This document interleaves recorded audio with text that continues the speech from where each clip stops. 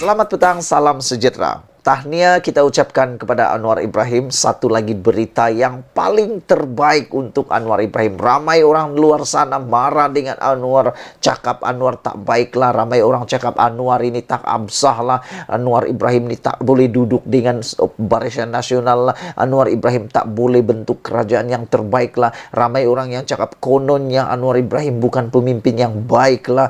Bekas macam-macam lah orang cakap hari ini.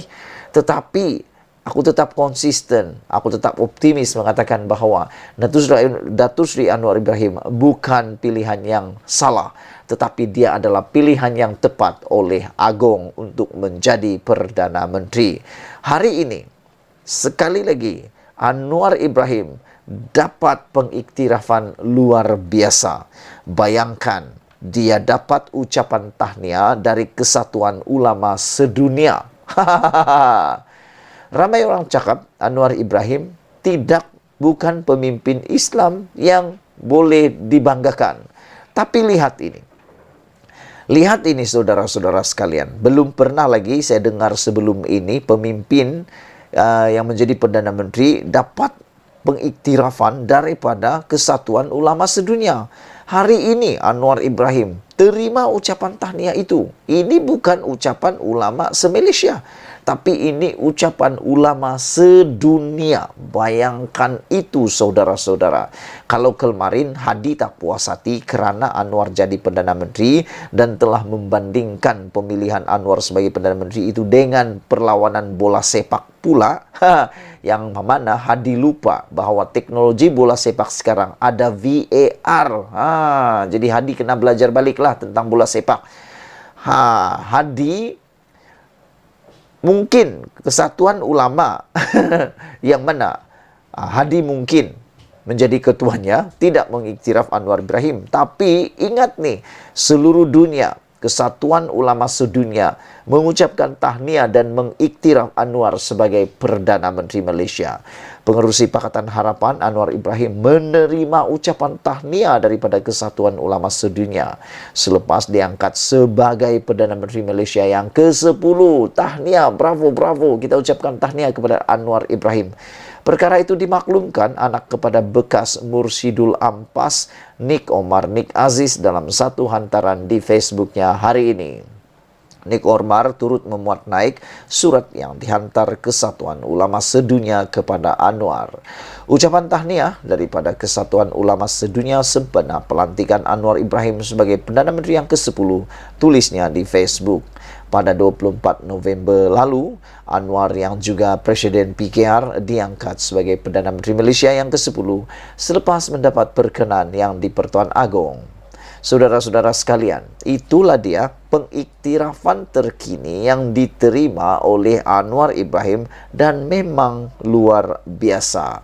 Saudara-saudara, selain daripada itu, kita juga ucapkan tahniah kepada Anwar Ibrahim kerana menjadi Perdana Menteri yang memikirkan juga tentang pihak-pihak yang lain. Apa maksud saya? Hari ini Anwar Ibrahim pertimbang pandangan semua pihak isu pelantikan anggota kabinet.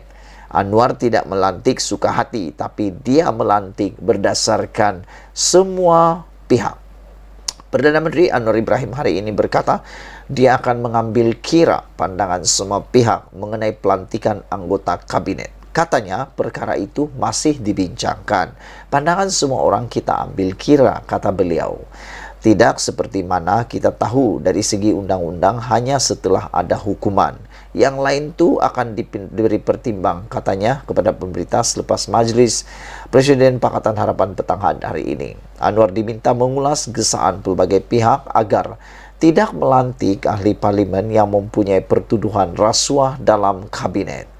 Gabungan pilihan raya bebas dan adil, bersih dan pemimpin politik seperti ahli parlimen Pasir Gudang Hassan Abdul Karim dan bekas menteri Rafidah Aziz membantah sekeras-kerasnya sebarang kemungkinan seseorang yang mempunyai kes mahkamah dilantik ke dalam kabinet.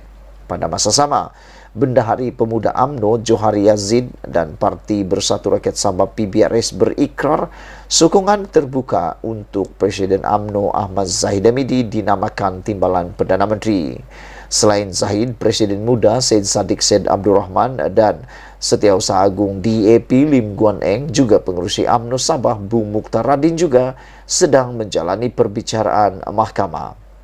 Anwar sebelum ini berkata, PH telah menyatakan pendiriannya menolak ahli parlimen yang disabitkan bersalah dipertimbangkan untuk jawatan kabinet. Tetapi perbincangan lanjut perlu diadakan dengan sekutu baru dalam kerajaan perpaduan. Syed Saddiq turut hadir pada mesyuarat Majlis Presiden Harapan hari ini. Anwar mendedahkan mesyuarat hari ini turut membincangkan potensi muda secara rasmi menyertai gabungan PH. Pelantikan kabinet sesegera mungkin. Sementara itu, ketika ditanya bila pengumuman akan dibuat mengenai jawatan kabinet, Anwar berkata ia akan berlaku sesegera mungkin. Anwar mengulangi bahawa dia akan melantik anggota kabinet dengan jumlah yang lebih kecil berbanding pentadbiran sebelum ini. Seperti yang saya katakan, ini bukan perkara biasa, kata Anwar Ibrahim. Kerajaan perpaduan ini melibatkan banyak pihak. Oleh itu, sebelum saya membuat keputusan, saya mesti mendengar semua pandangan, kata beliau. Dan kemudian, masalahnya kerana kabinet itu dikecilkan jumlahnya. Kalau dulu 50 okey, 60 okey, 70 okey. Tak cukup lagi duta khas, penasihat khas. Saya tak sanggup lakukan itu, kata Anwar Ibrahim. Wow, yang ini memang terbaik. Yang ini memang aku sokong apabila Anwar kata, masalahnya kerana kabinet itu dikecilkan. Kalau dulu 50 okey, 60 okey, 70 okey. Bayangkan begitu banyaknya kabinet. Tapi Anwar kata tak cukup lagi. Duta pun ada, penasihat pun ada. Saya tak sanggup lagi buat begitu, kata Anwar Ibrahim. Nah, ini barulah Perdana Menteri. Inilah Perdana Menteri yang kita mahu. Bukan Perdana Menteri yang menggariskan kabinet yang, hampir separuh daripada ahli parlimen jadi ahli kabinet. 70 orang ahli kabinet, bayangkan itu. Tapi yang bekerja tak tahulah sampai ke tak 100%. Sampai ke tidak boleh jadi bekerja. Saudara-saudara, itulah dia keputusan terkini daripada Anwar Ibrahim berkaitan dengan kabinetnya, yaitu dia akan pertimbangkan semua pandangan pihak isu pelantikan anggota kabinet. Saudara-saudara, memang kita yakini Anwar Ibrahim akan membuat kabinet yang terbaik selain daripada memutuskan untuk memilih atau tidak kluster mahkamah dalam kabinetnya.